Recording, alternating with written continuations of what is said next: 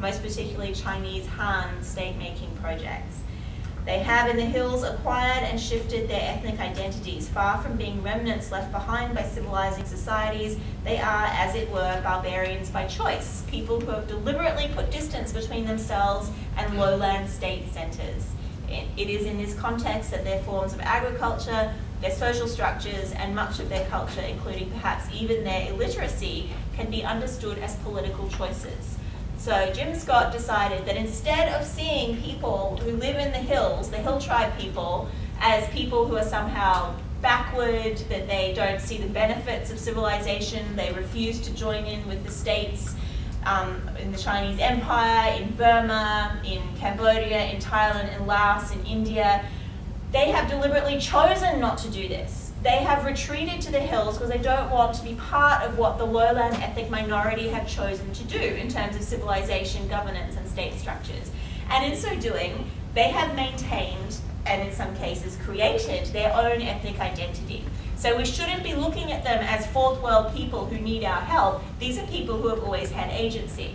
And so you can see how in a situation, for example, to return to, okay, my Vietnam War class, how I'm not doing the Vietnam study abroad anymore, because the Vietnamese state wanted our class to go to a Muong village in the north of Vietnam and hand out water filtration kits because people in the village were getting sick, and they wanted us to come and teach the villagers how to use these kits and say, oh, filter your water with these that the Vietnamese state is so graciously giving you and you'll be fine.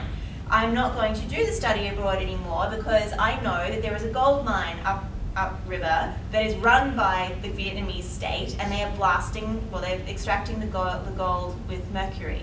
And once mercury gets into your water supply, you cannot get it out by using a little life straw device. It has to go through intense filtration, if at all. Okay, and when I said, no, we're not going to hand out these things, but I will take students and we'll test the water for all kinds of chemicals, and we'll see what our experts at NIU say from environmental studies can be done about the problem. The Vietnamese state said, no, we don't want you to do that. And the reason is, they want their ethnic minorities to think that they're looking after them, that they're being benevolent, that they're being kind to them, but they're not. They're exploiting them still. All right. So being able to give some kind of agency to ethnic minority peoples who are exploited by state governments today is something that historians can do. We can go, and very few people have done this for Vietnam because not many people can read French and English and Vietnamese and the local languages that were being spoken in these areas. I can do 3 out of 4, so I'm kind of useful, 75%. I get a B, I guess. I can go to the archives in France and I can look in the ethnographic records of the first French explorers in the region, and I can say, hey, you know what? In 1863, these people had their own kingdom and they sent tribute to the court at Hue, but they were autonomous. They had their own thing going on. And if I give that information to the villagers, that gives them some kind of idea that in the past they had agency, so why can't they again? Okay, and we can do this as historians in lots of different places. I've included myself here because I kind of like my book cover now that the pain of writing the damn thing is far, far behind me. But I wrote a book which was published in 2008, and it was the history of women in Cambodia over the last 3,000 years. If any graduate student of mine came to me and said, you know what, I think I'm going to write a history of a people over the last 3,000 years, I would shake them and say, are you out of your mind? Nobody should do this kind of thing. But I did, because I'm kind of bossy and my PhD supervisor was scared of me.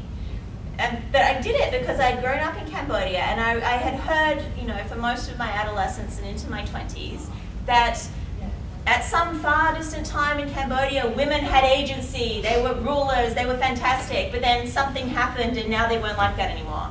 And no one could give me a satisfactory explanation of when that happened. So I decided I would find out. So I learned Sanskrit and I learned Pali, and I already spoke Khmer, so I learned Old Khmer, and I already spoke French, and I kind of can make my way through English, you know, if I really have to. So I decided I would look at all the archival records and the epigraphy, the Sanskrit and Pali inscriptions on stone outside the temples, and I would find out the history of women in Cambodia, and I did. And this book, you know, I kind of still, when I see it in the airport for sale in the bookstore, I still go, wow, that was my book.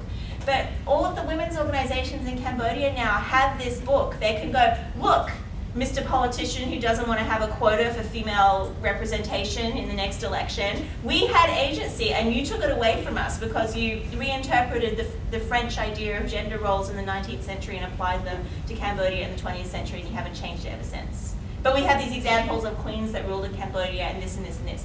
So in that way as well, you can make a difference. Those are the kind of development-oriented ways that historians can make a difference in states that have sort of poor social capital, gender inequalities, and other kind of inequalities between peoples living in the same state. But there is a kind of maybe more important way that historians can make a difference. And this is in what I call the reconciliation context. So good governance and policy. And this is why those of you who are undergraduates, if you are doing a history major and a Southeast Asian Studies minor, or a history major and a Latin American Studies minor, it's a really good thing, and government agencies will want to employ you. Because historians are trained to be analysts. We can look at evidence and we can make a really good and concise summary.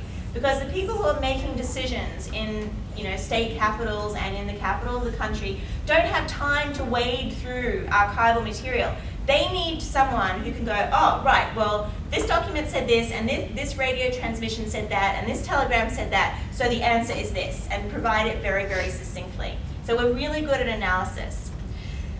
I'm going to talk a little bit here about the 5 different ways that we can sort of analyze the past in terms of state failure. All right, so when we look at state failure, we often use an institutional approach in which long-standing characteristics and conditions provide insight into the specific failings of what is going on at any given time.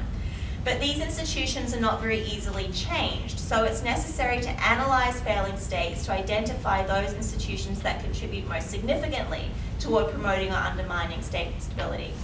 Okay, so these are the 5 different categories. So we can have escalation of communal group conflicts. This is when a breakdown occurs because ethnic groups no longer have sufficient incentives to accept the authority of the state, either because of exclusionary practices or state ineffectiveness. And examples would include Rwanda and the former Yugoslavia, for example. We have state predation, when a regime is perceived to be enriching itself to the detriment of elites and institutions alike. A coalition of interests can form to break down state authority. And examples of this might be Nicaragua and the Philippines. We can have regional or guerrilla rebellion. The breakdown occurs when a regional group or economic class perceives itself to be excluded by the state and succeeds in recruiting further supporters through continued state ineffectiveness. Would anyone like to give me an example of where this has occurred in the 20th century? People from my Vietnam War class? Vietnam War class? It's Vietnam. Let's look at this. The breakdown occurs when a regional group or economic class perceives itself to be excluded by the state.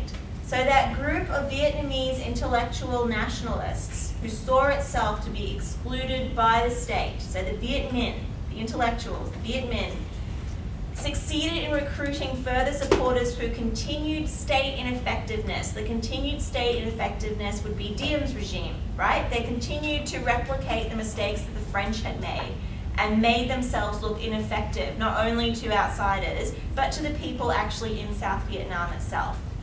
Another example might be Colombia, for example. Then we can have democratic collapse. Newly democratized states, while initially benefiting from popular support, can suffer from factionalism that reduces their effectiveness. Would anyone like to make an educated guess at what an example might be there? Where have you guys been fighting a war for a while now? Iraq and Afghanistan, exactly. Because, okay, when Afghanistan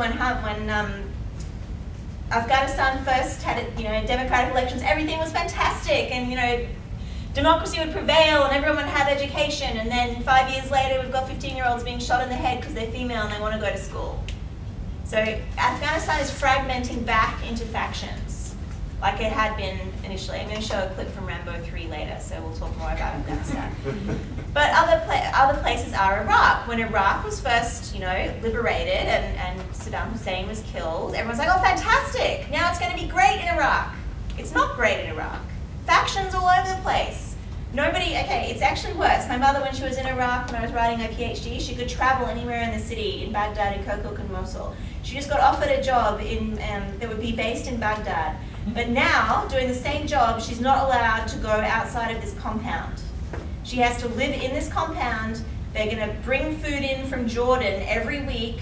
They have cooks that are not Iraqi and security personnel. Basically, the Iraqi health ministry are going to come to her when they want a meeting. She's not allowed out of this compound for 3 months at a time. They did offer to pay her $200,000 for a 9-month contract, but she said it's too, you know, I cannot live in a compound for 9 months. This is ridiculous, and she's gone to Burma instead. But it's, you know, it's worse than it used to be, and this is after so much money has been thrown at implementing good governance in Iraq. If they'd asked a historian, we would have been able to tell them it was a futile idea to do it like this, that democracy has never been something that has worked in Iraq and would require a great deal of cultural understanding before it could be implemented, even the idea of an electoral system. Okay, and then finally we have succession or reform crises in authoritarian states. So a government whose legitimacy depends on the skill or popularity of one leader can lose its control on power when a succession crisis removes or undermines that authority. And examples of that might be Indonesia, when Suharto stepped down in 1998 after running the country since 1965. There was a huge